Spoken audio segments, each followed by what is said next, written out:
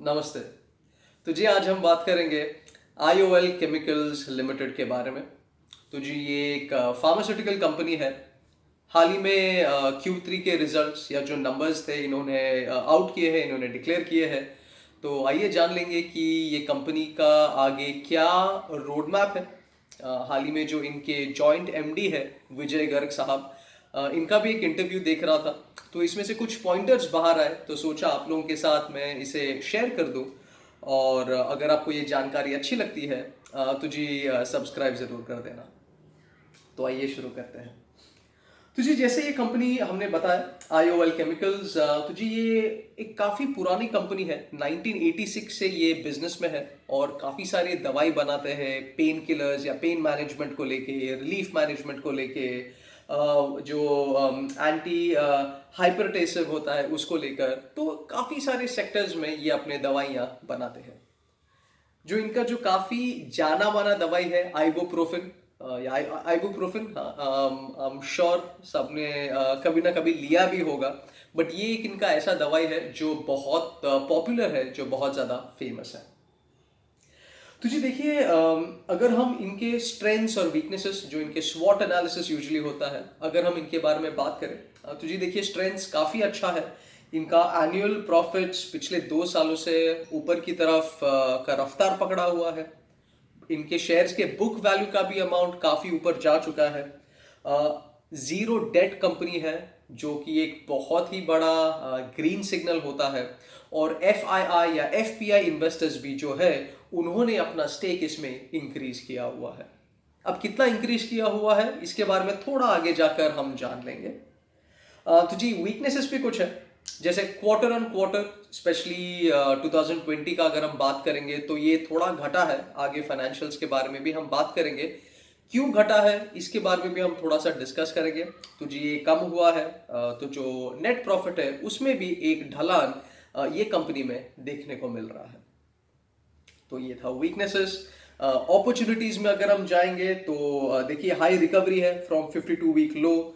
इनका stock P ratio जो है या वो काफ़ी कम है, तो विथ लो पी रेशियो जैसे जैसे हम बोल सकते हैं। और ये एक प्रॉफिट मेकिंग कंपनी है, हम बोल सकते हैं इसके बारे में। और अगर हम इनके थ्रेट्स के बारे में बात करें तो जी देखिए जो इनका प्रॉफिट है या इंक्रीजिंग प्रॉफिट है वो नॉन कोर इनकम से काफ़ी ज़्यादा आ रहा है। तो मे बी इन्होंने कुछ ज़्यादा ही डाइवर्सिफाई किया है, वहाँ से पैसे आ रहे हैं। तो ये एक थ्रेट इस कंपनी के लिए हो सकता है, हालांकि कुछ ग्लेयरिंग या अलार्मिंग नहीं है।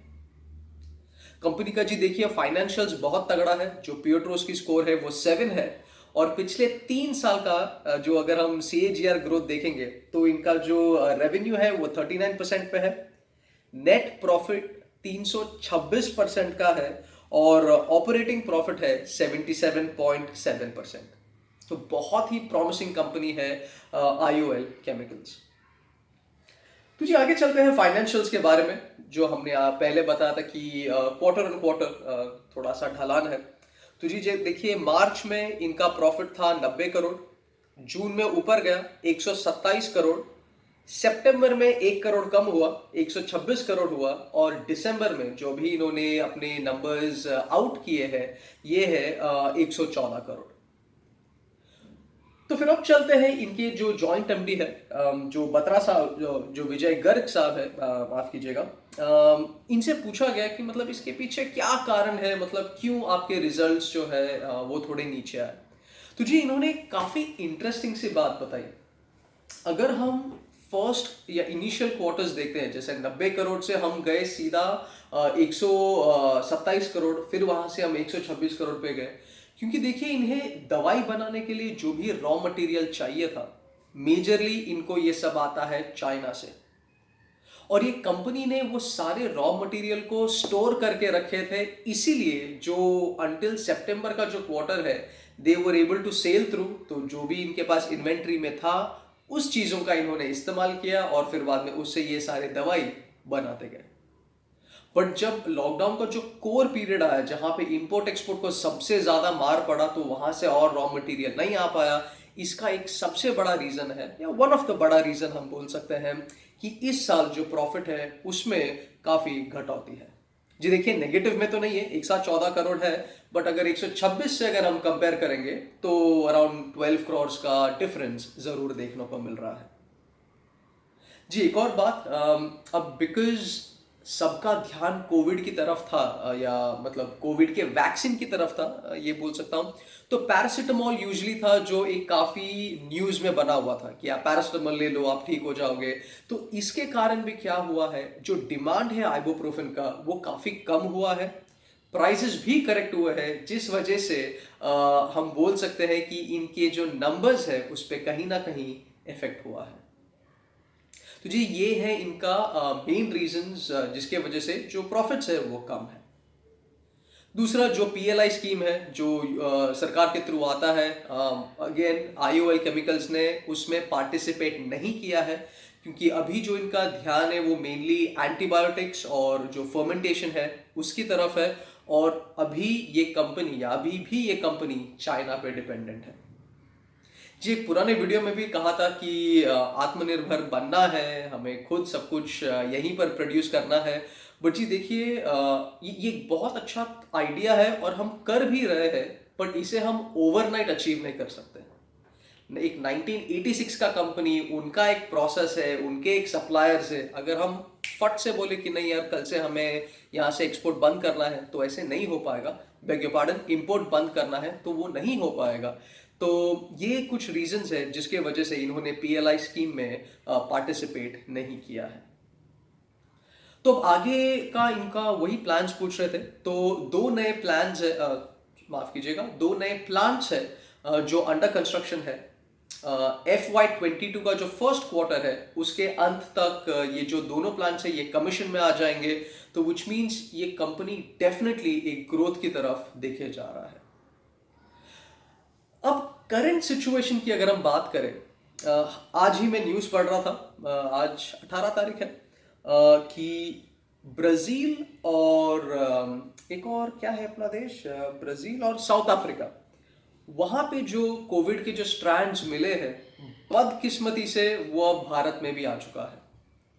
अब इसके फिलहाल सिर्फ 5 केसेस ही पाए गए हैं, बट जब कोविड का भी केस आया था तो वो भी एक से ही शुरू हुआ था। तो ये कहीं ना कहीं एक सबके लिए एक अलार्मिंग एस्पेक्ट हो सकता है, लेकिन कंट्रोल में आ जाएगा क्योंकि वैक्सीन ऑलरेडी है। डेफिनेटली ये म्यूटेंट वायरस है, कितना डैमेज करेगा, टच वुड कुछ नहीं करेगा, बट ये मैं सोचा लेकिन आपके साथ ये शेयर जरूर करूं।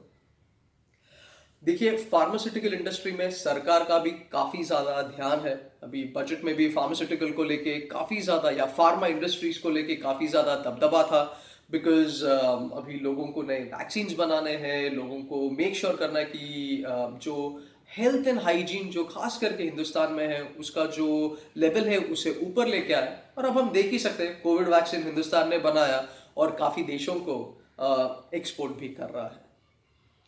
तो जी ओवरऑल लॉन्ग टर्म में अभी इनका भी यही मानना है कि 22 ऑनवर्ड्स या FY22 ऑनवर्ड्स ये कंपनी में हम ग्रोथ देखने को मिल सकता है। ये कंपनी के पास कैश बहुत ज़्यादा है, जीरो डेट है, कैश बहुत ज़्यादा है, तो अगर आप निवेश कर रहे हो तो सकता है हमें ये डिविडेंड्स दे।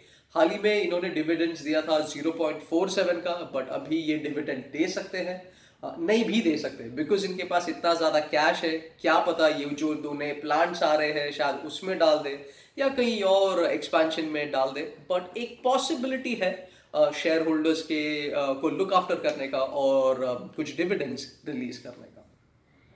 तो जी देखिए आज की तारीख में ये शेयर बंद हुआ है 633 रुपीज पर, बट अभी तो यही देख सकते हैं कि जिस हिसाब से इन्होंने हमें रोड मैप बताया है तो डेफिनेटली एक ऊपरी रफ्तार पकड़ सकता है। तो जी देखिए ये था, सो इन कंक्लूजन एक काफ़ी जाना माना कंपनी है, काफ़ी जाना माना दवाई बनाता है, हम और आप दोनों लेते हैं, मतलब भरोसेमंद वाला है, इनके पास सारे अप्रूवल्स है। इनके एक थ्रेड जो है जो करंट कोविड म्यूटेंट वायरस है वो है, जीरो डेट कंपनी है जो बहुत बढ़िया है, कैश ही कंपनी के पास बहुत ज़्यादा है, तो डिविडेंड मिल सकता है, 100% नहीं है बट डेफिनेटली वो एक स्टेटमेंट ज़रूर है। तो ओवरऑल एक पॉजिटिव आउटलुक है 2022 के लिए। तो जी हमेशा की तरह कुछ लिंक्स मैंने डिस्क्रिप्शन में दे रखी है, एक बार आप भी रिसर्च कर लीजिएगा। और अगर आपको ये सेक्टर प्रॉमिसिंग लगता है, जो कि है, बट अगर आपको ऐसा लगता है कि यस नो मे बी, तो एक बार आप रिसर्च कीजिएगा और फिर इसमें निवेश कीजिएगा।